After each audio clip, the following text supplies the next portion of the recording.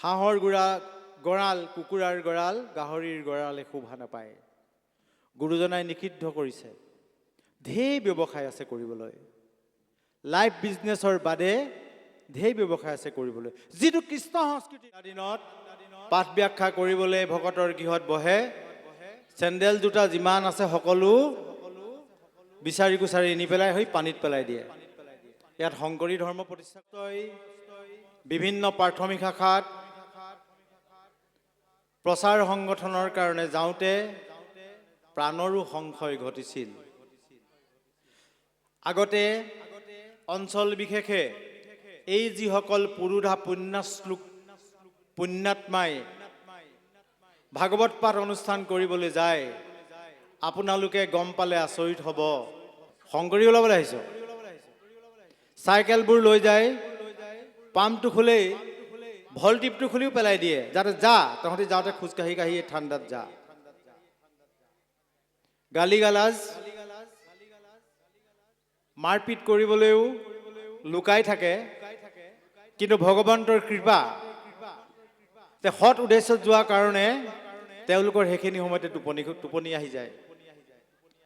মোক এজন বাপে কৈছিল, আমি ভাগৱত পাঠ ব্যাখ্যা অনুষ্ঠানলৈ গৈছোঁ, বহুত ভকত, আমাৰ শুদ্ধ গগৈ ককাক তেতিয়া লৈ আহিছিল। কেইজন মানে কালভাৰ এটাৰ ভিতৰত সোমাই লাঠি চাঠি লৈ ৰৈ আছে, ঘূৰি আহক, পিছফালৰ পৰা আমি ব্যৱস্থা ল'ম। কিন্তু ভগৱন্তৰ কি কৃপা, ভাগৱত পাঠ কৰি 2:30 বজাত তেখেতসকলে খোজকাঢ়ি কাঢ়ি আহি আছে, আৰু সেই সময়ত তেখেতসকলে কালভাৰটোৰ ভিতৰত দুৰ্ঘোৰ টোপনি নাক মাৰি মাৰি শুই আছে। তেওঁলোকে পাহৰিলে যে তেওঁলোকে কাৰ কাৰণে ৰৈ আছে। পিছত ভগৱন্তৰ কৃপা, বৈৰভাৱে ভাবিলেও ভগৱন্তক পাই অনুষ্ঠানলৈ যেতিয়া ঘূৰি আহিছে, তেতিয়া তেওঁলোকে স্বীকাৰ কৰিছে যে আপোনালোকক প্ৰহাৰ কৰিবৰ কাৰণে আমি 3জনে এই আমুক চুকৰ কালভাৰটোৰ তলতে শুই আছিলোঁ, কিন্তু কি ভগৱানৰ ইচ্ছা, আমাৰ ইমান টোপনি আহিল, ৰাতিপুৱাহে সাৰ পাইছোঁ। তেনেকৈ প্ৰচাৰ সংগঠন কৰি শ্ৰীমন্ত শংকৰদেৱৰ এই সত্য শুদ্ধ ধৰ্মবোৰ আমাৰ মাজলৈ অনাৰ কাৰণে এই বাপ সমস্ত আমাৰ বাবে ভগৱান সদৃশ নহয়নে? আজি যদি ভাদৰা প্ৰাথমিক প্ৰতিষ্ঠা নহ'লহেঁতেন, আপোনালোক যদি শ্ৰীমন্ত শংকৰদেৱ সংঘৰ সংগী নহ'লহেঁতেন, তেতিয়া এই যোৱা মাঘ বিহুটোত হয়তো ডাক্তৰৰ ঘৰত, নহয় পুলিচ থানাত, নহয় অন্যান্য কিবা কিবিবোৰত মেল মিটিঙত ব্যস্ত থাকিব লাগিলহেঁতেন। কেলে বাৰু?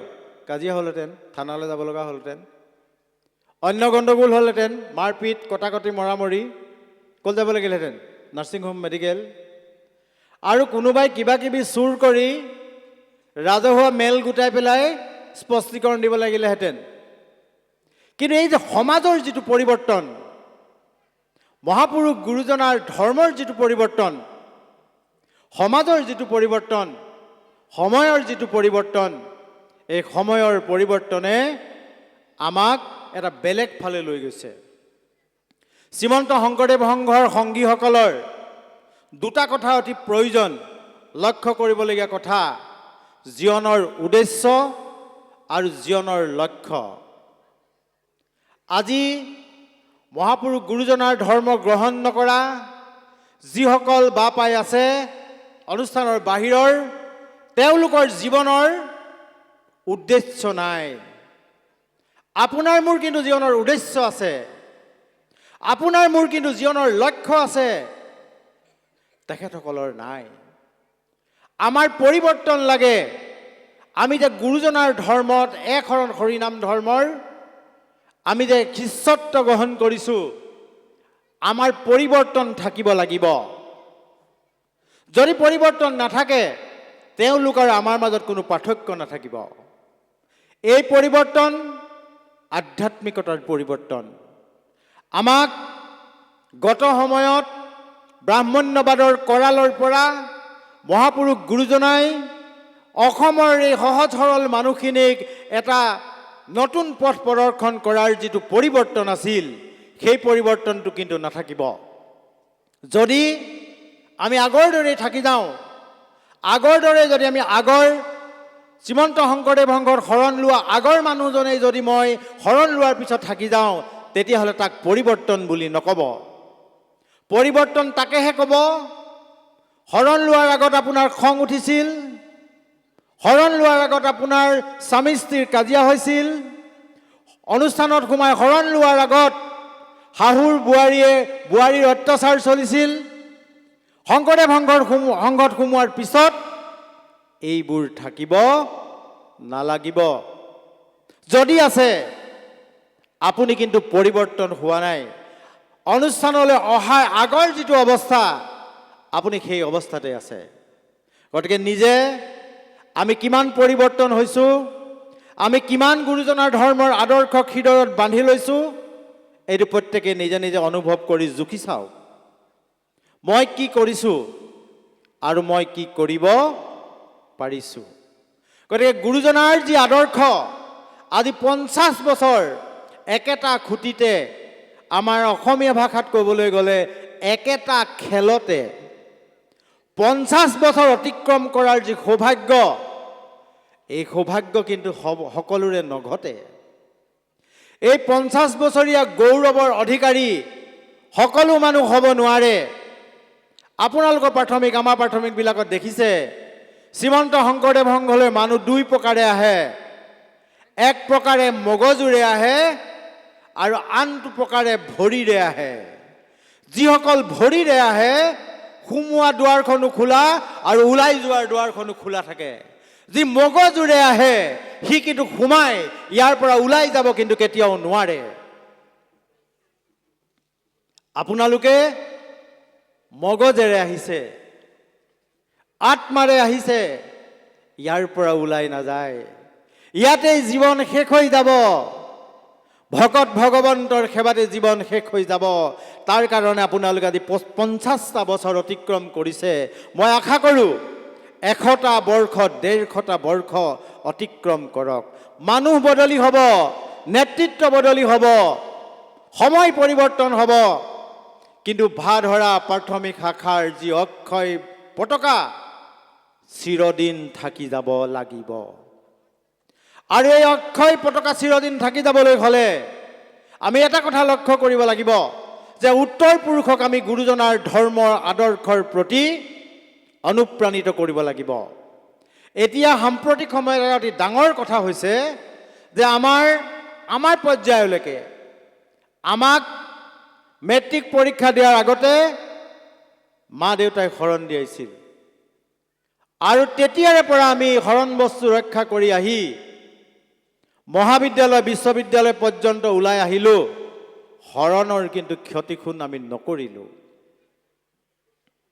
আমাৰ পিছত যিখিনি আছে, আহি আছে, এই যিসকল যুৱক যুৱতী আছে, আচলতে তেওঁলোকৰ ইণ্টাৰেষ্ট নোহোৱাটো স্বাভাৱিক, কিন্তু মাক বাপেকৰ চেষ্টা নোহোৱাটোহে অতি দুৰ্ভাগ্যজনক কথা।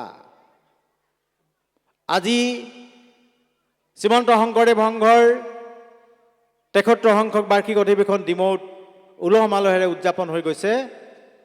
সেৱা বাহিনীলৈ বহুত কম সংখ্যক সেৱক সেৱিকা জিলাখনত উপস্থিত আছে। তাৰ মানে ই বাৰু কিহৰ সাক্ষ্য বহন কৰিছে? ই এটা সাক্ষ্য বহন কৰিছে। কি কাৰণে? অলপ আগত আমাক উদ্বোধক ডাঙৰীয়াই কৈ গ'ল, আপোনালোক কিন্তু বৃদ্ধাশ্ৰমলৈ যাব লাগিব। আৰু আপোনালোকে বৃদ্ধাশ্ৰমলৈ যাবলৈ নিজৰ ঘৰৰ ল'ৰা ছোৱালীকেইটাক আপোনালোকে কিন্তু ট্ৰেইন আপ কৰি আছে। এতিয়া নাও ষ্টিল ইউ ট্ৰেইন আপ। কিহৰ কাৰণে? এই গুৰুজনাৰ আদৰ্শৰ কাৰণে। এই গুৰুজনাৰ আদৰ্শৰ ভিতৰত, আধ্যাত্মিকতাৰ ভিতৰত যে সোমাব পৰা নাই, আপুনি এইটো নাভাবিব আপোনাৰ ঘৰৰ গুৰুবন্তী আপোনাৰ মৃত্যুৰ পাছত হয়তো নুমায়ো যাব পাৰে। তাৰ কিন্তু কোনো গেৰাণ্টি নাই। সেই গেৰাণ্টিটো কোনে ৰাখিব? আপোনালোকে ৰাখিব লাগিব, আমি ৰাখিব লাগিব।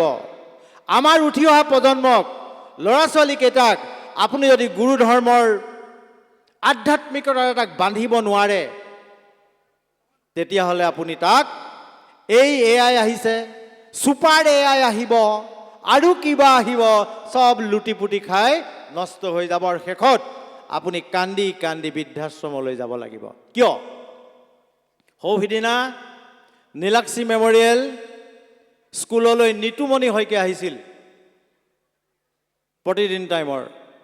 নিতুমণি শইকীয়াই কেইটামান কথা কৈছে আৰু সকলো দৰ্শকে হাত চাপৰি মাৰিছে।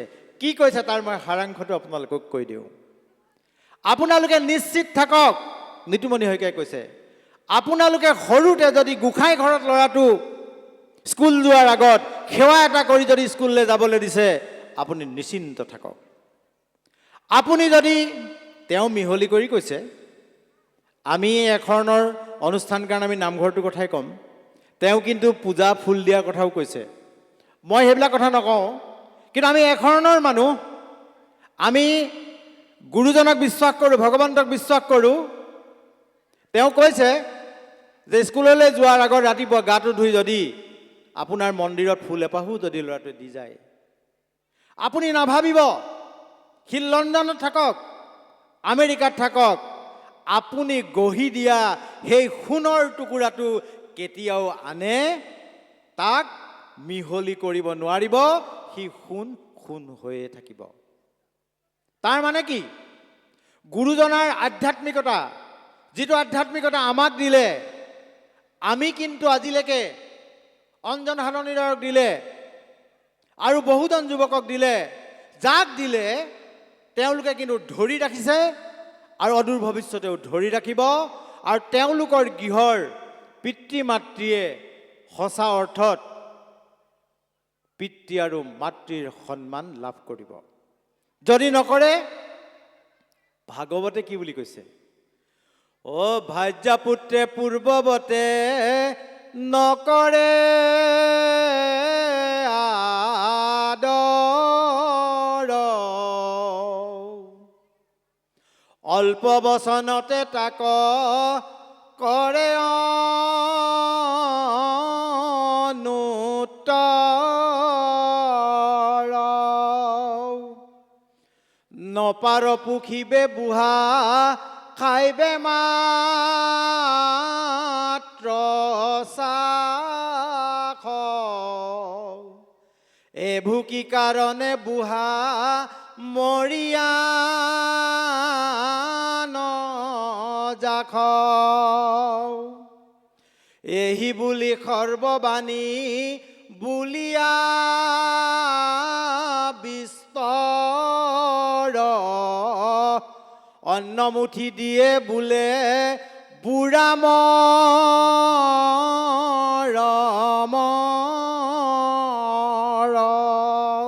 যদি নানে, যদি এই আধ্যাত্মিকতা হৃদয়ত ভৰাই দিব নোৱাৰে, যদি শ্ৰীমন্ত শংকৰদেৱ সংঘৰ মজিয়ালৈ আনি যদি আধ্যাত্মিকতাৰ মহাসাগৰত আপোনাৰ সন্তানটো যদি ডুব নিয়াব নোৱাৰে, তেতিয়াহ'লে বৃদ্ধ বয়সত আপোনাক এই বুঢ়া নমৰ কিয়, খাবলৈ জীয়াই আছ, মৰ, তোৰ লগৰবোৰ মৰি শেষ হৈ গ'ল, তই মৰিবলৈ দেখা নাই। বাপসকল, এই শব্দকেইটা শুনি বাৰু সেই ৭০, ৭৫, ৮০, ৮৫, ৯০ বছৰ বয়সত আমাৰ কেনেকুৱা লাগিব? আৰু ঘিউ ময়েৰে দ্ৰব্য আপোনাৰ আগত পৰিৱেশন কৰালেও আপুনি জানো তাৰ সোৱাদ পাব? শব্দৰ সোৱাদে খাদ্যৰ সোৱাদক ম্লান কৰি দিব, আৰু কান্দি কান্দি জীৱনৰ শেষৰ বয়সটো অতিবাহিত কৰিব লাগিব। মইনো ক'ত ভুল কৰিলোঁ, মোৰনো ক'ত ভুল হ'ল যে মোৰ ল'ৰা ছোৱালীয়ে মোক পিতৃ মাতৃ বুলি চিনি নোপোৱা হ'ল? সিহঁতকেইতো তুলিছিল, নাখাই নবৈ, টোপনি ক্ষতি কৰি, বেমাৰ ব্যাধিৰ পৰা হাত সৰুৱাই ছাতিৰ দৰে আৱৰি ধৰিছিল, সংঘৰ অনুষ্ঠানলৈ নপঠাইছিল। এতিয়াই ধৰ্ম কৰিব নাই হোৱা, এতিয়াই ধৰ্ম কৰি ভাগৱত পাঠ কৰি ঘৰে ঘৰে ফুৰিব নাই হোৱা, এইবোৰ কাম নহয় তহঁতৰ।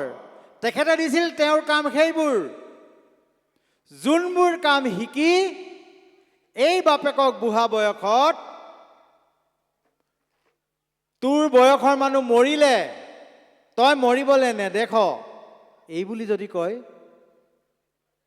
তেতিয়াহ'লে আমাৰ জীৱনৰ লক্ষ্য কোনটো? মই আগতেই কৈছোঁ, আমাৰ জীৱনৰ উদ্দেশ্য সেইটো নহয়। আমাৰ জীৱনৰ লক্ষ্য আৰু উদ্দেশ্য আমাৰ বেলেগ। আমাৰ জীৱনৰ লক্ষ্য, আপুনি এজন মহাপুৰুষৰ সেৱক হৈ আপোনাৰ ঘৰখন আপুনি মহাপুৰুষৰ সেৱক কৰক। আৰু যদি কৰিব নোৱাৰে, ইহজন্মত ভক্তি কৰাৰ আপোনাৰ কোনো সাৰ্থকতা নহয়। কাৰণ আপোনালোকে জানে, গুৰুচৰিত পুথি পঢ়িছে, শংকৰদেৱ যেতিয়া বৈকুণ্ঠ প্ৰয়াণৰ বাবে চোতালৰ মূৰত বহি পদ্মাসন কৰিছে, তেনেকুৱাতে ৰামানন্দ কোনোবাই ক'লে যে তোমাৰ পিতৃ এতিয়া যাবগৈ। দৌৰ মাৰি আহি ৰামানন্দই আহি দেউতাকক কৈছে, শংকৰদেৱক কৈছে যে পিতৃ, মোক তুমি জীয়াই থাকিবলৈ বৃত্তি দিয়া। তেতিয়া গুৰুজনে ক'লে, সবেখানি মই মাতৃৰ ওচৰত দি আহিছোঁ, তুমি তাৰে পৰা লৈ ল'বা। তেতিয়া ৰামানন্দই ক'লে যে নহয়, মোক পৰকালৰ বিত লাগে। তেতিয়া গুৰুজনৰ মনটো সেমেকি গৈছে আৰু তেওঁ থোকাথুকি ভাষাৰে কৈছে, আজিহে মোৰ পিতা পুত্ৰৰ পৰিচয় ঘটিছে। সবেখানি মই মাধৱৰ ওচৰত দি আহিছোঁ, তুমি তাতেই পাবা। চাওকচোন, ইমান এটা মাৰ্মিক কথা। যদি আপুনি আপোনাৰ ধৰ্মত আপোনাৰ সন্তানটোক যদি আপুনি আপোনাৰ ঈশ্বৰজনক যদি আপুনি চিনাকি কৰি দিব নোৱাৰে, তেতিয়াহ'লে আপুনি পিতা নহয়। আপুনি জন্ম দিয়া ল'ৰাটো আপোনাৰ পুত্ৰ নহয়।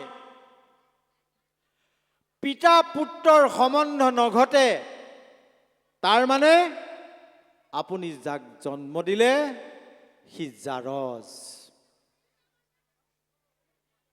জাৰজৰ জানো পিতৃ মাতৃৰ পৰিচয় থাকে? জীৱনটো কেনেদৰে পৰিৱৰ্তন কৰিব? ধন, টকা পইচা, বিদ্যা, গৌৰৱ, এইবোৰ ক্ষণস্থায়ী। কোটি টকা উপাৰ্জন কৰিও খাইছে, 350 টকা দৈনিক উপাৰ্জন কৰিও খাইছে। পাৰ্থক্যটো ক'ত? 350 টকা পোৱাজনে ঘৰখনক আধ্যাত্মিকতাৰে বান্ধি ৰাখিছে, তেওঁ তাতেই সন্তুষ্ট হৈছে, সুন্দৰভাৱে জীৱন অতিবাহিত কৰিছে। দৈনিক লাখ টকা উপাৰ্জন কৰিছে, আধ্যাত্মিকতাৰ খচ নাই তাত, গণ্ডগোল আৰম্ভ হৈ গৈছে। আমি পৰিৱৰ্তন বিচাৰো। কি পৰিৱৰ্তন বিচাৰো? এই যে মনুষ্যৰ জীৱাত্মাটোৰ পৰিৱৰ্তন বিচাৰো। আৰু পৰিৱৰ্তন বিচাৰিহে আমি শ্ৰীমন্ত শংকৰদেৱ সংঘত অন্তৰ্ভুক্তি হৈছোঁ, শৰণ লৈছোঁ। আৰু শ্ৰীমন্ত শংকৰদেৱ সংঘত সোমাই আমি কি পাইছোঁ? এক দেৱ, এক হেৱ, একৰ বিনে নাই কেৱ। অন্য দেৱী দেৱ নকৰিবা হেৱ, গৃহে নাযাবা, প্ৰসাদ নাখাইবা, ভক্তি ব্যভিচাৰ নকৰিবা। এইকেইটা কথা পাইছোঁ। এইকেইটা কথা পাই, বেছিক কথা, এইকেইটা পালন কৰিলেই বাকীবোৰ আনুষাংগিকবোৰ লগে লগে লগত লগ দিব। গতিকে আমি বেছিক কথাকেইটা পালন কৰাত কিন্তু হেমাহি কৰিব নালাগিব। আৰু ভগৱন্তই নিজেই কৈছে, তেওঁক মই কেনেকৈ পৰিৱৰ্তন কৰাব লাগে এইটো মোতকৈ আৰু ভালকে কোনেও নাজানে। তেওঁ মোৰ ওচৰত আত্মসমৰ্পণ কৰিব লাগে। মই ভাগৱতৰ পদ নাগাওঁ, আপোনালোকে জানে। মই মাত্ৰ গদ্য ভাষাৰে কথাখিনি কৈ দিছোঁ। গতিকে তেওঁক যেতিয়া আমি সমৰ্পণ কৰিম, পৰিয়ালটো যেতিয়া সমৰ্পণ কৰিম, নিশ্চয় সেই পৰিৱৰ্তনটো ভগৱন্তই আনিব। ভগৱন্তই আপুনি ভগৱন্তৰ ওচৰত আত্ম উৎসৰ্গা কৰিলে আপুনি কেনেকৈ থাকিলে সুখ সমৃদ্ধিৰে থাকিব সেইটো আপোনাতকৈ ভগৱন্তই আগেই বেছিকৈ জানে। যে মোৰ ভক্তজনক তেওঁক কি পালে সন্তুষ্ট হ'ব, তেওঁক মই কেনেকৈ চলাব লাগে সেইটো আপোনাতকৈ ভালকৈ জানে। উদাহৰণটো মই নিদিলেও আপোনালোকে জানেই, বিপ্ৰ দামোদৰ। ভাবিছিল নেকি বিপ্ৰ দামোদৰে ঘূৰি আহি তেওঁ নিজৰ ঘৰখন নিজে চিনি নোপোৱা হ'ল? ভক্তই ভাবিবহে লাগে, ভগৱন্তই গমেই পাই যায়। গতিকে আমি যদি গুৰুজনৰ আদৰ্শ, ভক্তি এই সকলোবিলাক যদি আমি প্ৰাথমিকখনৰ যোগেদি, সংগীসকলৰ যোগেদি যদি আমি নিৰন্তৰ কৰি থাকোঁ, তেতিয়াহ'লে আপোনালোকক চাই থকা, ভাধৰা প্ৰাথমিকক চাই থকা বহুত মানুহে আঁতৰৰ পৰা চাই আছে যে ভাধৰাৰ মানুহখিনি, প্ৰাথমিকৰ মানুহখিনি শ্ৰীমন্ত শংকৰদেৱ সংঘত সোমাই কি উন্নতি হৈছে? যদি উন্নতি হোৱাটো দেখিছে, উন্নতি মানে বাঁহৰ ঘৰৰ পৰা পকা ঘৰ হোৱাটো উন্নতি নুবুজায়। আধ্যাত্মিক কি উন্নতি হৈছে? যে তেওঁলোকৰ মাজত কাজিয়া পাচাল নাই, তেওঁলোকৰ মাজত ইমান আনন্দ, ইজনে সিজনক বাপ বুলি, ল'ৰা ছোৱালীয়ে সৰুৰ পৰা ডাঙৰলৈকে, যুৱক যুৱতীসকল ইমান ভকতীয়া, গৃহলৈ যাবা একো নোপোৱা, সুন্দৰ চাফ চিকুণ, না গাহৰি কুকুৰা পাবা, হাঁহ পাবা, একো নোপোৱা। কাৰণ আমি গুৰুজনাৰ শ্ৰীমন্ত শংকৰদেৱ সংঘৰ সংগী। আমাৰ ঘৰত পৰিৱৰ্তন মানে আমি অকল ধুতিখন পিন্ধি ধুনীয়াকৈ ফেৰ মাৰি গৈ নাম পাঠ গোৱাটোৱে পৰিৱৰ্তন নহয়। ধুতিখন যিমান চফা, আমাৰ মনবোৰ সিমান চফা হ'ব লাগিব, বগা হ'ব লাগিব। মই আজি মিটিঙত কথা কৈ আছোঁ, মই যদি ওলাই যোৱাৰ পিছত গধূলি সময়ত যদি মোৰ ভৰিকেইটা জোঁট খাই আহে, হ'ব নেকি? আৰু মই ভাবোঁ আমাৰ বহুত বক্তাই বিভিন্ন অনুষ্ঠানত বক্তব্য ৰাখে, কিন্তু আমাৰ মানুহবোৰ পৰিৱৰ্তন কেলৈ হোৱা নাই? নে মানুহ আমাৰ শ্ৰোতাসকল বা সংগীসকলৰ এই কাণবোৰত অলপ কিবা বেয়া হৈছে নে বক্তাসকলৰ কথাৰ সোৱাদ নাইকিয়া হৈছে? কিবা এটা ঘটিছে, কিবা এটা বিধিকৰ্ম ঘটিছে। মই ভাবোঁ যে আমাৰ যিসকল বক্তাই আমি কথা কওঁ, আমি আচলতে মিটিঙতহে কওঁ, কাৰ্যত আমি পালন নকৰোঁ।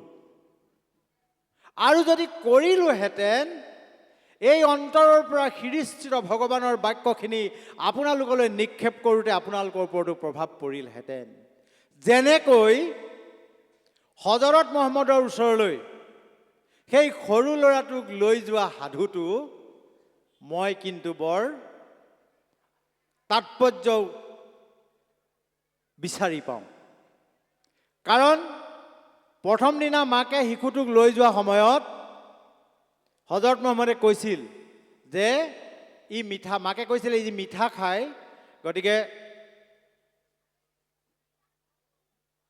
গতিকে মিঠা খাবলৈ আপুনি ইয়াক মানা কৰি দিব লাগে। তেতিয়া হজৰত মহম্মদে এসপ্তাহ সময় লৈছিল যে মই আজি এইটো কথা নকওঁ, কথাটো সৰু কথা, এসপ্তাহ সময়ৰ পাছত তেওঁক পুনৰ লৈ আহিবা। এসপ্তাহৰ পিছত গ'ল। তেতিয়া হজৰত মহম্মদে ক'লে যে বোপাই তুমি মিঠা নাখাবা।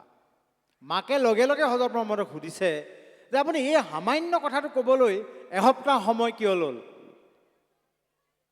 তেতিয়া হজৰত মহম্মদে ক'লে যে মই নিজে মিঠা খাই আছিলোঁ, গতিকে মই মিঠা এৰিবলৈ কেনেকৈ কওঁ, গতিকে মই নিজে এৰি লৈছোঁ, তাৰপিছত মই মিঠা নাখাবলৈ কৈছোঁ।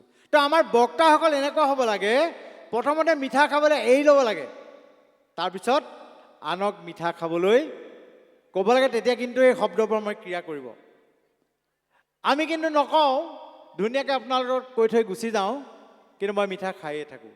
বাৰু যি কি নহওক, এই শ্ৰীমন্ত শংকৰদেৱ সংঘৰ এই অনুষ্ঠানটো প্ৰাথমিক শাখাৰ পৰা আৰম্ভ কৰি আঞ্চলিক শাখা, জিলা, মূল একেই 4 তৰপীয়া সংগঠন।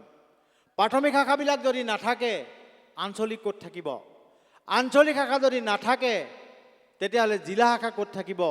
আৰু জিলাবিলাক যদি নাথাকে তেতিয়াহ'লে শ্ৰীমন্ত শংকৰদেৱ সংঘ মূল ক'ত থাকিব? গতিকে প্ৰাথমিকৰ সভাপতি আৰু শ্ৰীমন্ত শংকৰদেৱ সংঘৰ পদাধিকাৰৰ মাজত কোনো পাৰ্থক্য নাই। সাপৰ যিদৰে সৰু বৰ নাই, প্ৰাথমিকৰ সভাপতি, আঞ্চলিকৰ সভাপতি, জিলাৰ সভাপতি, মূলৰ সভাপতি পাৰ্থক্য নাই।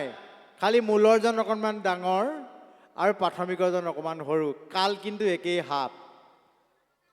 তাৰ মানে দক্ষতা, যোগ্যতা, কোৱালিটি, আধ্যাত্মিকতা এই সকলোবোৰ পদাধিকাৰৰ যিদৰে থাকে, প্ৰাথমিকৰ সভাপতি, আঞ্চলিকৰ সভাপতি, প্ৰাথমিকৰ সভাপতিৰ থাকিব লাগে। ক্ষেত্ৰখন ডাঙৰ, উত্তৰ পূৰ্বাঞ্চলৰ বাবে পদাধিকাৰ, কাম বেছি, কৰ্ম বেছি, সময় নাপায়। ক্ষেত্ৰখন কম, জিলা শাখাৰ সভাপতি, জিলা শাখাৰ সভাপতি, ক্ষেত্ৰখন শিৱসাগৰ জিলাৰ ভিতৰতে সীমাবদ্ধ হৈ আছে। আঞ্চলিক শাখা 6খন প্ৰাথমিক শাখা, ক্ষেত্ৰখন সৰু। প্ৰাথমিক শাখা আপোনালোকৰ ইয়াত থকা 65 ঘৰ সংগীৰ ক্ষেত্ৰখন এখন প্ৰাথমিক শাখা। সভাপতি সম্পাদক একেই। সভাপতি যিদৰে প্ৰাথমিক শাখাৰ মুৰব্বী, শ্ৰীমন্ত শংকৰদেৱ সংঘৰ পদাধিকাৰো শ্ৰীমন্ত শংকৰদেৱ সংঘৰ মুৰব্বী। গতিকে বাপাইসকল, প্ৰাথমিক এখন সুদক্ষভাৱে পৰিচালনা কৰিবৰ কাৰণে নেতৃত্বৰ গুণটো অতি প্ৰয়োজন। নেতৃত্ব কিন্তু গছত নালাগে, বজাৰত কিনিবলৈ নাপায়। ই এটা ইনবিল্ট কোৱালিটি, ই ভিতৰৰ পৰা ওলাব লাগিব। আপোনালোকে লক্ষ্য কৰিবচোন, কিছুমান সভাপতি হ'লে প্ৰাথমিক শাখাৰ সংগীবিলাকে বৰ ভাল নাপায়, কিন্তু কিছুমান আছে ভাল পায়, বাৰে প্ৰতি সভাপতিকে পাতি থাকিবলৈ বিচাৰে। কিন্তু আমাৰ সাংবিধানিক নিয়ম 4 বছৰ হোৱাৰ পিছত আকৌ তেওঁ 2 বছৰ গেপ পৰিব লাগিব, তাৰপিছতহে পাৰিব। গতিকে এখন প্ৰাথমিক শাখা ধৰি ৰখাটো, তাতে আপোনালোকৰ 220 ঘৰ সংগী এখন ডাঙৰ প্ৰাথমিক শাখা। গতিকে প্ৰাথমিক শাখাৰ সংগীসকলে, প্ৰাথমিক শাখাৰ আই বাপসকলে অকণো কষ্ট নোপোৱাকৈ সকলোৰে মনৰ ভাৱ বুজি, সকলোৰে মন জয় কৰি যদি প্ৰাথমিক শাখাখন পৰিচালিত হয়, বা প্ৰাথমিক শাখাৰ সকলো বাপায়ে যদি সভাপতি সম্পাদকক মান্যতা প্ৰদান কৰে, সংবিধানক মান্যতা প্ৰদান কৰে, নিশ্চয় আপোনালোকৰ এই প্ৰাথমিক শাখাখনে আৰু 150 বছৰ 200 বছৰ অতিক্ৰম কৰিব। শ্ৰীমন্ত শংকৰদেৱ সংঘত এটা সুন্দৰভাৱে তাৰ ব্যৱস্থা ৰাখিব পাৰিব। বাপাইসকল, শ্ৰীমন্ত শংকৰদেৱ সংঘৰ এই যি সাংবিধানিক পৰিকাঠামো, এই সাংবিধানিক পৰিকাঠামোৰ মাজত আমি কিন্তু নিজক বিলীন কৰি গুৰুজনাৰ ভগৱন্তৰ প্ৰতি যি সাধনা, এই সাধনাটো আমি কৰিব লাগে। আমাৰ যিসকল জ্যেষ্ঠ বাপাই আছে তেখেতসকলে নিশ্চয় ভজন গ্ৰহণ কৰিছে। তো ভজন গ্ৰহণ কৰি ভজনক কেৱল গ্ৰন্থৰ মাজত আবদ্ধ নাৰাখি, যদি কোনোবাই 500 বাৰ ভজন কৰিছে, লাহে লাহে 1000 বাৰলৈ লৈ যাওক। যদি কোনোবাই 1000 বাৰ কৰিছে তেতিয়াহ'লে তাক 2000 বাৰলৈ লৈ যাওক। কাৰণ আধ্যাত্মিক জীৱনৰ যেতিয়া সৌন্দৰ্য আপুনি উপলব্ধি কৰিব, এই বাহ্য জগতৰ গোটেই বস্তুবোৰৰ আপুনি অস্তিত্ব অনুভৱ কৰিব, এইবিলাক শূন্য। গতিকে আমি মাত্ৰ অস্তিত্বধাৰী মানুহে, আমাৰ একো নাই। আমি যি আত্মা, আমি আচলতে ধাৰণ কৰিছোঁ শৰীৰটোহে, আমি আচলতে শৰীৰ নহয়, মই আচলতে আত্মা। সেই পৰীক্ষিতক সেইটো কথাই কৈছিল হুকমুনিয়ে, যে পৰীক্ষিত, তুমি পৰীক্ষিত নহয়, তুমি আত্মা। তুমি আত্মা, তুমি পৰমাত্মাক তুমি আৰাধনা কৰা। আত্মাৰ ওচৰলৈ পৰমাত্মা সদায় গতি কৰে, গতিকে পৰমাত্মাই তোমাক লৈ যাব। আমি যেতিয়ালৈকে ভাবি থাকিম মইহে, নহ'ব। মই নহয়, মই আচলতে সেইজন মহা জ্যোতিষ্মান মহা জ্যোতিৰ্ময় পুৰুষৰ এটা অংশ, গতিকে ময়ো এটা আত্মা। গতিকে এই আত্মা উপলব্ধিটোৰ কাৰণে আমাৰ আটাইতকৈ ডাঙৰ গণ্ডগোলটো হৈছে সেইটোৱেই যে আমি আচলতে নামঘৰ, মন্দিৰ, মছজিদত ভগৱান আছে বুলি আমি ভাবোঁ। আছে, মন্দিৰ মছজিদত নামঘৰত ভগৱান আছে। ভগৱান কিন্তু তাত জড় হৈ আছে। আমি নামেৰে তাক চৈতন্য কৰি ল'ব লাগিব। আৰু তাতেই যে ভগৱান আছে বুলি মানুহে ভাবে, সেইকাৰণে পৃথিৱীৰ আৰু অন্য ক'তো ভগৱানৰ অস্তিত্ব অনুভৱ নকৰে। দুৰ্ভাগ্যজনক কথা, বৈষ্ণৱবাদৰ কোনো অংশতে ক'তো এইটো কথা লিখা নাই যে কেৱল নামঘৰতে ভগৱান আছে, মন্দিৰতে ভগৱান আছে, মছজিদতে ভগৱান আছে। ভগৱান সকলোতে আছে। ঈশ স্বৰূপে হৰি সবগতে বৈঠ জৈচন গগন ব্যাপী। আমি চকুৰে দেখা আৰু চকুৰে নেদেখা সকলোতে ভগৱন্ত আছে। আৰু সেই ভগৱন্তৰ অস্তিত্ব কেৱল নামঘৰত নহয়, এই বাহ্য পৃথিৱীখনত আপুনি অনুভৱ কৰিব লাগিব। আমি আহ্মিক ভক্ষণ কৰোঁ। পোন মানুহৰ চিধা কথা কৈ দিছোঁ, আহ্মিক ভক্ষণ কৰোঁ। আৰু নতুনকৈ এটা ট্ৰেণ্ড আহিছে, আমাৰ সংগীসকলৰ গৃহত যদি কন্যাবিলাক পুষ্পিতা হয়, তে আমাৰ বাপাইসকলক নিৰামিষ পনীৰ মাছৰুমে খুৱাই পঠিয়াই দিয়ে। আৰু তাৰপিছত কিন্তু দুদিন এদিনৰ পিছত দেখিব আয়োজন বেলেগ। শ্ৰীমন্ত শংকৰদেৱ সংঘৰ সংগী, তেওঁ বাৰু সংগী নে? তেওঁ ওলমি আছে, তেওঁ সংগী নহয়। তেওঁ গুৰুজনাৰ ধৰ্ম আদৰ্শক ম্লান কৰিবলৈহে আছে। তেওঁ গুৰুজনাৰ ধৰ্ম আদৰ্শক কিন্তু প্ৰকাশ কৰিবলৈ থকা নাই। চাওকচোন, নামঘৰতে ভগৱান আছে, বাকী আৰু অন্য জীৱ জন্তুবিলাকত নাই। কেনেকুৱা ভ্ৰান্ত ধাৰণা! ভগৱন্ত এইবিলাকত চৈতন্য হৈ আছে। ভগৱন্ত এই জীৱ জগতত চৈতন্য হৈ আছে। সেই চৈতন্যবিলাকক আমি নেদেখোঁ, অস্তিত্ব অনুভৱ নকৰোঁ। আমি কিন্তু নামঘৰত ভাবোঁ যে তাতেহে ভগৱান আছে। আৰু গণ্ডগোলবোৰ সেইকাৰণেই হৈ গৈছে। গণ্ডগোলবোৰ সেইকাৰণে হৈ গৈছে। গুৰুজনাৰ আদৰ্শ ভাৰতবৰ্ষৰ ভিতৰত, পৃথিৱীৰ ভিতৰত অদ্বিতীয়। যাক মই ক'ব নালাগে, মহাত্মা গান্ধী বিনুৱাভাৱে কৈ গৈছে। মই আপোনালোকক মাত্ৰ কথাটোহে স্মৰণ কৰাই দিছোঁ যে এই আদৰ্শ ভাৰতবৰ্ষই যদি পালন কৰিলেহেঁতেন, অসমে যদি পালন কৰিলেহেঁতেন, অসম হৈ নাথাকিলহেঁতেন, বিশ্বৰ ভিতৰত এখন শ্ৰেষ্ঠ দেশলৈ ৰূপান্তৰিত হ'লহেঁতেন। কাৰণ ইয়াত সকলোবোৰ মানৱীয় গুণেৰে ভৰপূৰ এখন অসমীয়া সমাজ, য'ত গুৰুজনে পাহৰি যোৱা কথাবোৰ সোঁৱৰাই দিছিল আমাক ধৰ্মৰ জৰিয়তে। গতিকে মহাপুৰুষ শংকৰদেৱৰ আদৰ্শত কি নাই? গুৰুজনাক কি নাই? বহুতে কয় মহাপুৰুষ শংকৰদেৱ এজন সাহিত্যিক, মহাপুৰুষ শংকৰদেৱ এজন সংস্কৃতিবান মানুহ, লেখক, নাট্যকাৰ। এটা কথা আমি অনুভৱ কৰোঁ, আইসকলে অনুভৱ কৰিব, সন্তানে দুগ্ধপান কৰিবলৈ হ'লে মাতৃয়ে যদি আঁচলখন গুচাই নিদিয়ে, তেতিয়াহ'লে সন্তানে দুগ্ধপান কৰিব নোৱাৰে। সেইসকল গুৰুজনাৰ একধৰণৰ অস্তিত্ব অনুভৱ কৰিব নাই পৰা কাৰণে, ভক্তি মাতৃয়ে ভক্তিৰ আঁচলখন গুচাই দিয়া নাই কাৰণে শংকৰদেৱৰ আচল গুণাৱলী মূল্যাংকন কৰিব পৰা নাই। ডাঙৰ কথা। বিশিষ্ট পণ্ডিত সাহিত্যিকসকলে আঁতৰৰ পৰা কৈ থাকে, হয়, তেওঁ সাহিত্যিক নোহোৱা নহয়, তেওঁ সংস্কৃতিৰ নিৰ্মাতা নোহোৱা নহয়, তেওঁ অসমীয়া গদ্যৰ জন্মদাতা নোহোৱা নহয়, তেওঁ অসমক এটা নতুন জীৱন নিদিয়া নহয়। জ্যোতিপ্ৰসাদে কোৱাৰ দৰে শংকৰদেৱ বিয়োগ অসম ইকুৱেল 0, হয়, সকলো হয়। কিন্তু এই যে আঁচলখন গুচাই দিয়া নাই, এধৰণৰ মাধ্যমেদি যে শংকৰদেৱক জুমি চাব পৰা নাই, তাৰ কাৰণে আচলতে শংকৰদেৱক ঈশ্বৰৰ অংশ বুলি ক'বলৈ বেয়া পায়। কুৰুক্ষেত্ৰ পুৰাণত কৈ থৈ গৈছে, তব বিদ্যে মম জাত শংকৰ খ্যাতিমন্তকঃ তথা অৱতীৰ্ণং হৰি সাক্ষাৎ লোকনাং শীত কামায়া নানা গীত পদ কবিত্তেন সুকীৰ্তং সততং বিভু পৰম ব্ৰহ্মৰূপেণ তস্য ব্ৰতদবা নাম গামে নিজ ভক্তি প্ৰচাৰয়ত। মই অসমীয়াত কৈ দিছোঁ।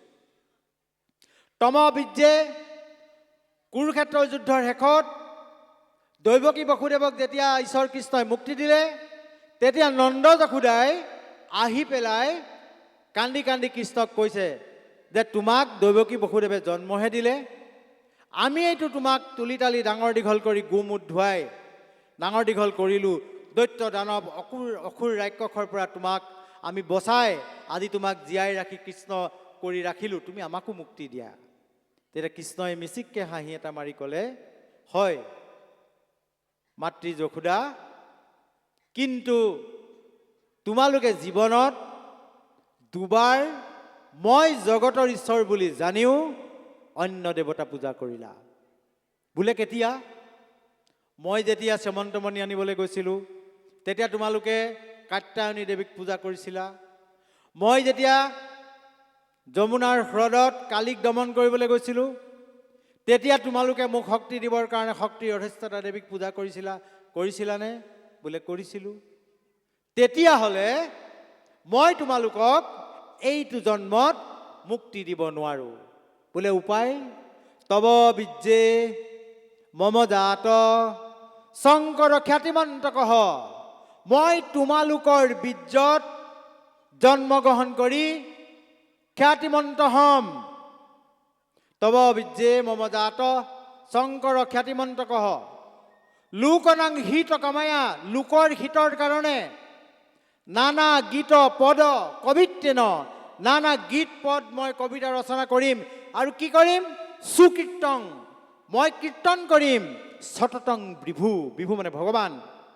পৰম ব্ৰহ্মৰূপেণ তস্য, আৰু পৰম ব্ৰহ্মৰূপে মই তাত, তস্য মানে তাত, ৰূপেণ তস্য ব্ৰতদবা নামগামে নিজ ভক্তি প্ৰচাৰে।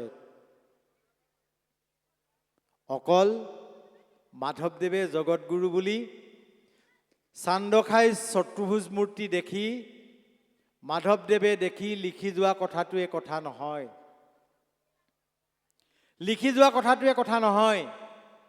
গতিকে মহাপুৰুষ গুৰুজন এজন ঐশ্বৰিক ব্যক্তি, জীৱ ধৰাধামত আৱিৰ্ভাৱ হ'ল। বহুত গ্ৰন্থ আছে, মই নকওঁ, মাত্ৰ এইটো কথা ক'লোঁ। গতিকে সেই গুৰুজনক আমি তেওঁ দিয়া মানে আমি গুৰুজনক যেতিয়া স্মৰণ কৰোঁ, ঈশ্বৰ কৃষ্ণ গুৰু আৰু পূৰ্ণ ব্ৰহ্ম আমাৰ পাৰ্থক্য নাথাকে, এক হৈ যায়। গতিকে চাৰিয়ে এক আৰু একেই চাৰি হৈ মিলি গুচি যায়। আমি যেতিয়ালৈকে অনুভৱ নকৰিম সেই পূৰ্ণ ব্ৰহ্ম, সেই ভগৱন্ত আমাৰ হৃদয়ত আছে, তেতিয়ালৈকে আমাৰ মনলৈ কিন্তু বেয়াবোৰ আহিবই। কাৰণ মই আগতে কৈছোঁ, খাদ্যৰ ক্ৰিয়া হয়। আপুনি যি খায় সেই খাদ্যৰ জৰিয়তে আপোনাৰ গ্ৰন্থিবোৰ প্ৰস্তুত হয়। আপুনি খং নকৰোঁ বুলিলেও আপোনাৰ মনলৈ খং আহি থাকে। কিয় আহে? সেই যিটো গ্ৰন্থি আছে, সি যেতিয়া ইনচুলিনবোৰ এৰি দিব, সি আপোনাৰ বডিত অট'মেটিক খং আহি যাব। চুগাৰৰ যিটো গ্ৰন্থি, সি যেতিয়া ইনচুলিনটো এৰি দিয়ে তেতিয়া চুগাৰ হয়। খঙৰ যিটো গ্ৰন্থি আছে, সেই গ্ৰন্থিটো যেতিয়া ইনচুলিনবোৰ এৰি দিব তেতিয়া আপোনাৰ খং উঠিব। আপোনালোকে বাৰু এতিয়া মোক খং কৰকচোন, আপোনালোকে এতিয়া কান্দকচোন বুলি যদি মই কওঁ, আপোনালোকে কান্দিব পাৰিবনে? হাঁহকচোন বুলি ক'লে মই এটা খুহুতীয়া কথা ক'ব লাগিব, তেতিয়া আপোনালোকে হাঁহিব। তাৰমানে খুহুতীয়া কথাটো কাণৰ ভিতৰেদি সোমাই গৈ আপোনাৰ যিটো গ্ৰন্থি আছে, সেই গ্ৰন্থিটোৰ পৰা ইনচুলিনবোৰ উলিয়াই দিব আৰু আপুনি হাঁহিবলৈ বাধ্য হ'ব লাগিব। তদ্ৰূপ আমাৰ খাদ্য যেতিয়ালৈকে শুদ্ধ নহ'ব, খাদ্য যেতিয়ালৈকে আমাৰ গুৰুজনাৰ প্ৰসাদ নহ'ব, ভাত হৈ থাকিব। আমাৰ আগতে কৈছেই, ভাত খালে জাত যায়, চাউল খালে আউল লাগে। এতিয়া নতুনকৈ এটা বস্তু আহিছে, খানা। খানা খালে কিন্তু থানালৈ যাবই লাগিব। আপুনি যেতিয়া খানা খাব, আপুনি থানালৈ যাবই লাগিব। গতিকে সেইকাৰণে গুৰুজনাই চব বাদ দিলে, খানা বাদ দিলে, ভাত বাদ দিলে, অন্ন বাদ দিলে, চাউল বাদ দিলে, কি দিলে? প্ৰসাদ। আৰু এই প্ৰসাদ আপুনি বনাবলৈ যাওঁতে আইসকলে কিন্তু তাক শুদ্ধভাৱে, গুৰুগৃহত সোমাবলৈ যাওঁতে যিটো শুদ্ধতা থাকে, সেই শুদ্ধতাৰে প্ৰসাদ ৰন্ধন কৰিব লাগিব। মোবাইলত ফোন এটা আহিল, থটমটকৈ দুআষাৰ কথা পাতি পেলাই মোবাইলটো হৈ আপুনি চাউল অৰ্পণ কৰিবলৈ গ'লে সেই প্ৰসাদে আপোনাক ক্ৰিয়া নকৰিব। আপোনাৰ উদ্দেশ্য হোৱা উচিত, আইসকলৰ উদ্দেশ্য হোৱা উচিত যে আমি পৰিৱৰ্তন বিচাৰিছোঁ। মোৰ পৰিয়ালটোক মই আনতকৈ বেলেগকৈ গঢ় দিব খুজিছোঁ আৰু মোৰ পৰিয়ালটো এইখন সমাজত চকুত লগা ব্যক্তি হ'ব লাগিব। আমাৰ পৰিয়ালটো, আমাৰ উঠি অহা প্ৰজন্ম। গতিকে মই এক ঈশ্বৰৰ চৰণত দিয়া নৈবেদ্য প্ৰসাদ হিচাপে মই ৰন্ধন কৰিব লাগিব। আমাৰ আজিকালি ক'বলৈ বেয়া লাগিলেও মই কৈছোঁ, মাছ আৰু যিবিলাক আমাৰ সততে পায় ব্ৰইলাৰ ডিম, আমাৰ ল'ৰা ছোৱালীবিলাক আমি খুৱাওঁ। কিমান বেয়া বস্তু খুৱাওঁ জানেনে? আপোনালোকে মোবাইলত জিনা শিখো বুলি এটা এপ আছে। সেই এপটোত আচাৰ্য মনীষ বুলি এজন তাৰ আচাৰ্য, ভাৰত চৰকাৰৰ যিখন আয়ুষ মন্ত্ৰালয়, সেই আয়ুষ মন্ত্ৰালয়ৰ অধীনত তেওঁলোকে চাকৰি কৰে আৰু তেওঁলোকে নেচাৰোপেথিৰ যোগেদি ৰোগ নিৰাময় কৰে। আচলতে এই যিবিলাক আমাৰ ফাৰ্মৰ ডিম, এইবিলাক আচলতে পুৰুষ আৰু মহিলাৰ দ্বাৰা সৃষ্টি হোৱা ডিম নহয়। এইবিলাক সেই কুকুৰাজনীয়ে নিজে নিজে তৈয়াৰ কৰা এটা মেনষ্ট্ৰুৱেল বেছ, দেট ইজ নট ডিম। আৰু এইবোৰ খুৱাই খুৱাই আমাৰ প্ৰজন্মবোৰক আমি বেলেগ ফালে লৈ গৈছোঁ, গুৰুজনাৰ আদৰ্শৰ বিপৰীত দিশলৈ আমি লৈ গৈছোঁ। গতিকে এই আইসকলৰ শুদ্ধতাৰ ওপৰত এটা ধৰ্মীয় পৰিয়ালৰ ভৱিষ্যতটো নিহিত হৈ থাকে। তাৰপিছত আৰু এটা কথা আমি লক্ষ্য কৰোঁ যে আজিকালি আমাৰ এই ছ'চিয়েল মিডিয়াত আইসকলে বিভিন্ন ধৰণৰ ৰিলছ বনায়। ৰিলছ বুলি কোৱাৰ লগে লগে চাগে আপোনালোকে গম পাই গৈছেই। গতিকে আজে বাজে ৰিলছবোৰ বনোৱাতকৈ আপুনি গুৰুজনাৰ যি ধৰ্মীয় আদৰ্শ আছে, সংস্কৃতি আছে, সাহিত্য আছে, বিভিন্ন ধৰণৰ লেখন ব্যৱস্থা আছে, এইবোৰৰ জৰিয়তে, ভতিমা আছে, এইবোৰৰ জৰিয়তে আমি কিয় ৰিলছ বনাব নোৱাৰোঁ? ভিউৱাৰ্ছ লাগে, পাব। কিন্তু মানুহে নিজৰ নগ্নতা বাথৰুমত চাব পাৰে, সেই নগ্নতা কিন্তু ছ'চিয়েল মিডিয়াত প্ৰকাশ কৰিব নোৱাৰে। কৰিলে কৰাজনৰ কি হয় সেই কথাটো নজনাৰ কাৰণে এই গোটেই গণ্ডগোলবোৰ হৈ থাকে। বাৰু যি কি নহওক, ইতিমধ্যে যথেষ্টখিনি সময় অতিবাহিত হৈ গৈছে। আমাৰ পিছতো আৰু বিভিন্নজন বক্তা আছে, আহি পোৱাহি নাই চাগে, পাবহি। গতিকে আমি আমাৰ বক্তব্যৰ সামৰণি ফালে আগবাঢ়িব বিচাৰিছোঁ। গতিকে বাপাই সমস্ত জীৱনত যদি এটা কথাই শুদ্ধ, সেইটোৱে হৈছে আপুনি মহাপুৰুষৰ সেৱক হওক। জীৱনত যদি এটা কথাই সত্য, আপোনাৰ এদিন মৃত্যু ঘটিব। জীৱনত এটা কথাই সত্য, এই পৃথিৱীত এজন ভগৱান আছে। আৰু জীৱনত এটা কথাই যদি সত্য, এই জীৱন সফল কৰিবলৈ মানুহৰ জন্মৰ বাদে আৰু অন্য জন্ম আপুনি নাপায়। এইটো কলিযুগ। ইয়াত মানুহৰ বাদে আন জীৱ জন্তুবিলাকে কথা ক'ব নোৱাৰে। তেওঁলোকে কেৱল ধ্বনিহে দিয়ে, তেওঁলোকৰ কিন্তু বাণী নাই। বাণী মানে কথা ক'ব নোৱাৰে, মানুহেহে কথা ক'ব পাৰে। আৰু সেইকাৰণে মহাপুৰুষে মানুহে কথা ক'ব পাৰে বুলি ভাবিয়েই কীৰ্তন দশম ঘোষা ৰত্নাৱলী ৰচনা কৰি এই যিবিলাক সাহিত্য সৃষ্টি কৰিলে, এই সাহিত্যবিলাকৰ জৰিয়তে গুৰুজনাক আহ্বান জনাবৰ বাবে এটা ব্যৱস্থা আমাক দি গ'ল। গতিকে এইখিনি আমি পালন কৰিব লাগে। গতিকে মানুহৰ জন্মটো ক্ষণস্থায়ী। কেতিয়া এই জীৱন এই ধৰাধামৰ পৰা গতি কৰিব কোনেও গম নাপায়। গতিকে জীৱনত যদি ঈশ্বৰ কৃষ্ণ প্ৰভুৰ লগত যদি আপুনি মৃত্যুৰ পিছত মিলিত হ'ব নোৱাৰে, তেতিয়াহ'লে এই জীৱনটোৰ আপোনাৰ কোনো মূল্য নাথাকিব, ভেলু নাথাকিব। Eat drink and be merry, tomorrow you will be die. আপুনি খাও পিয় ফূৰ্তি কৰক, মস্তি কৰি উৰাই দিব পাৰিব, তাৰ বাদে কিন্তু আপোনাৰ জীৱনটোত আপুনি একো নাপাব।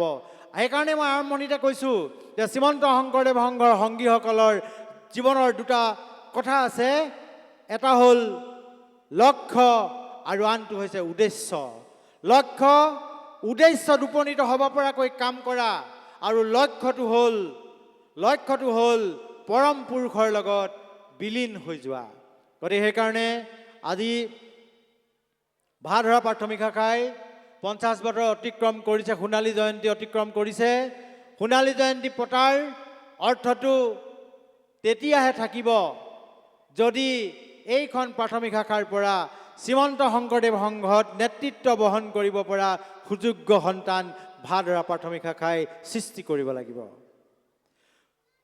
সোণালী জয়ন্তী উৎসৱ পালন কৰাৰ অৰ্থ ইয়াত থাকিব লাগিব যে প্ৰতি ঘৰ গৃহস্থী, প্ৰতিজন সংগীয়ে শ্ৰী মহাপুৰুষ গুৰুজনাৰ আদৰ্শ আখৰে আখৰে পালন কৰিব। সোণালী জয়ন্তী উৎসৱ পালন কৰাৰ তাৎপৰ্যত তেতিয়াহে থাকিব যেতিয়ালৈকে গোটেই প্ৰাথমিক শাখাৰ সংগী বা পাইসকল নিৰামিষ ভোজী হ'ব। তেতিয়াহে সোণালী জয়ন্তী উৎসৱ পতাৰ তাৎপৰ্য সম্পূৰ্ণ হ'ব। ইয়াত এজনো বেয়া বস্তু খোৱা সংগী আমাৰ প্ৰাথমিক শাখাত থাকিব নালাগিব। গতিকে বাপাই সমস্ত এই 4টা আহ্বান মই জনালোঁ সোণালী জয়ন্তী এই মঞ্চত। আপোনালোকে গুৰুজনাৰ আদৰ্শৰ প্ৰতি অনুপ্ৰাণিত হওক, গুৰুজনাৰ ধৰ্ম আদৰ্শ শিৰে ধৰি ৰাখক, জীৱন সফল কৰক, মনুষ্য জীৱন সফল কৰক, ভগৱন্তৰ প্ৰতি ভক্তি ৰতি প্ৰীতি বহাওক, তাকে কামনা কৰি মই মোৰ এই আমন্ত্ৰিত অতিথিৰ বক্তব্য ইমানতে সামৰণি মাৰিছোঁ।